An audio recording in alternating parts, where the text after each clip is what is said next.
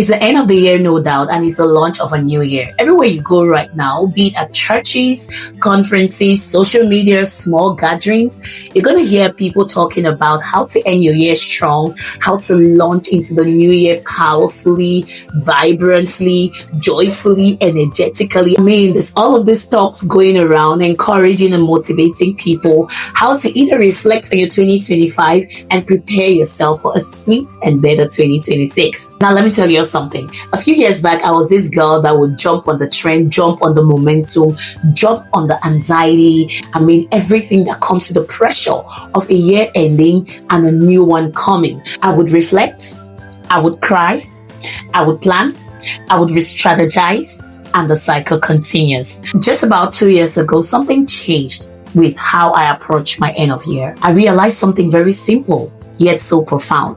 It was no longer about ending the year strong. It was not about ending the year feeling successful or launching into the new year energized, joyful, very prepared, very, hopeful and all of that. It was about ending with the Lord and starting with the Lord. So for 2 years now, it's been for me, I don't just want to end the year strong. I want to end with God. I don't just want to start my year powerfully. I want to start with God. And that's because I realized that strength without God can still leave you empty. Power without God can still lead you astray. Momentum without God can still leave you burnout.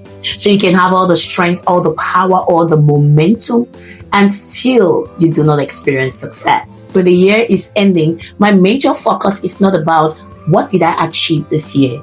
The question I'm asking is, did I walk with the Lord in this year? I stopped focusing on what I accomplished. I started focusing more on who I became in His presence. And my success at the end of the day becomes about those times where I really walked with God. So here's my encouragement to you. If you're ending this year tired, unsure, and without all the answers in your heart, you have not failed. Copy that.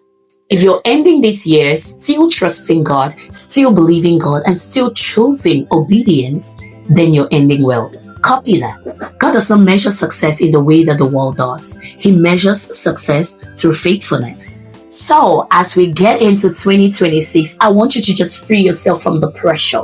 You don't need to get into the new year with everything figured out. You don't need to get into the new year with all of the answers. You don't need to get into the new year with a perfect plan. You don't need to get into the new year pretending to be strong, even though you know deep down inside you're still healing. You don't need to get into the new year looking like you have it all figured out to the entire world. Meanwhile, on the inside of you is chaotic, is confusion, and is anxiety. Free yourself. All you need to do is say, God, I'm starting this year with you. So at the end of the year, my success rate is going to be, I started with God and I'm ending with God. I became new in His presence. I was refreshed by Him. I was energized by Him. I was strengthened by Him. I accomplished this by His power. He made a way for me. He protected me. He sustains me. That is a kind of evaluation you want to have at the end of the year.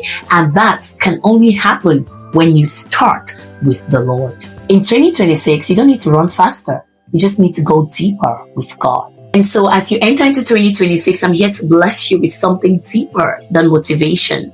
I bless you with a grace for clarity, peace, and obedience. May 2026 be for you a year where your voice is stronger, your faith is deeper, and your walk with God is sweeter. I am EmmySpeaks, wishing you a happy new year 2026. Start with God so you can end with God.